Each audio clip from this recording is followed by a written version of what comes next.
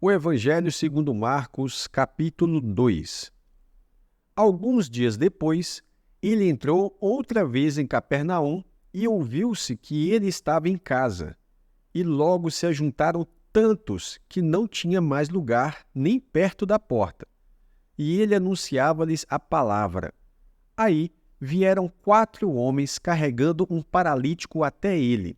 E não podendo aproximar-se dele, por causa da multidão, removeram o telhado onde ele estava e, fazendo um buraco, eles baixaram a maca em que o paralítico jazia. Aí, vendo a fé deles, Jesus diz ao paralítico: Filho, teus pecados te são perdoados.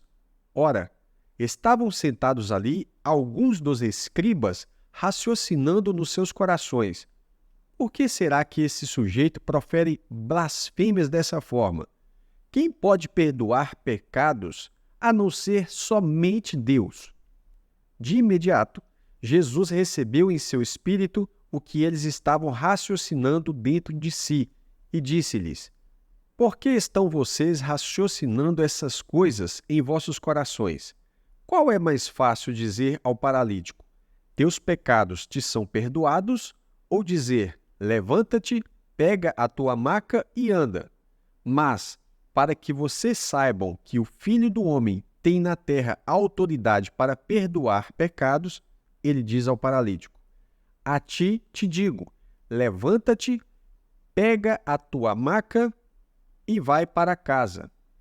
Em seguida, ele se levantou, pegou a sua maca e saiu à vista de todos, de sorte que todos ficaram maravilhados e glorificaram a Deus, dizendo: Nunca vimos nada igual.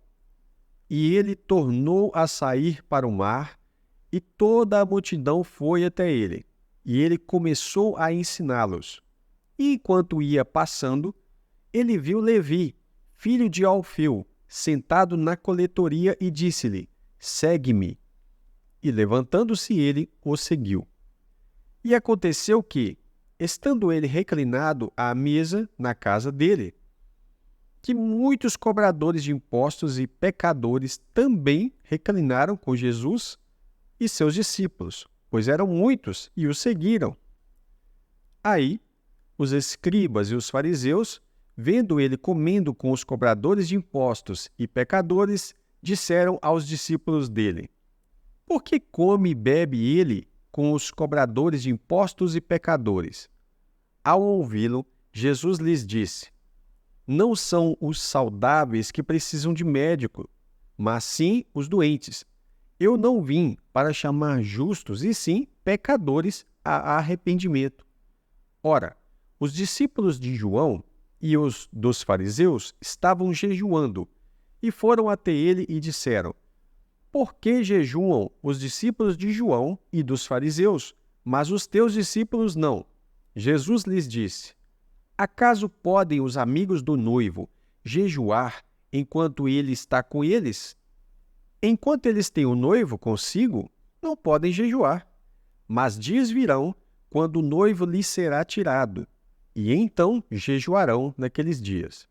E mais, ninguém costura um remendo de pão não pré-encolhido numa roupa velha. Caso contrário, o novo faz a velha rasgar, e o rasgo fica pior. E ninguém coloca vinho novo em odres velhos. Caso contrário, o vinho novo rompe os odres, o vinho se derrama e os odres ficam estragados. Antes, vinho novo deve ser colocado em odres novos. E aconteceu, certo sábado, que ele estava passando por algumas lavouras de cereal, e os seus discípulos começaram a fazer um caminho, colhendo espigas. Aí, os fariseus disseram a ele: Veja só, por que estão eles fazendo num sábado o que não é permitido? Aí, ele começou por dizer a eles: Será que vocês nunca leram o que fez Davi quando estava necessitado e com fome, ele e os que estavam com ele? Como ele entrou na casa de Deus, tornando Abiatar sumo sacerdote, e comeu os pães consagrados, que apenas aos sacerdotes era permitido comer, e os compartilhou com os que estavam com ele? Então ele lhes disse: o sábado foi feito para o homem, não o homem para o sábado. Portanto, o Filho do Homem é Senhor até mesmo do sábado.